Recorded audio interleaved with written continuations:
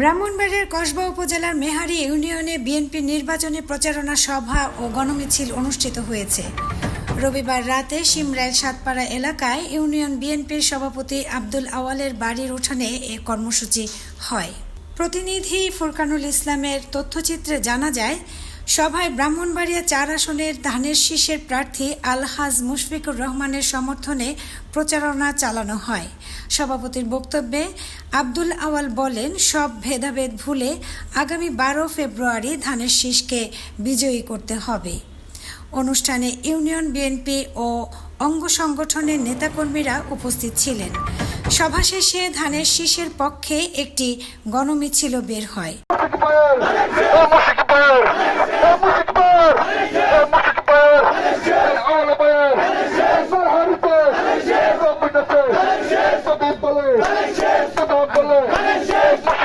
পারুল বণিক ছোঁয়া, enter TV.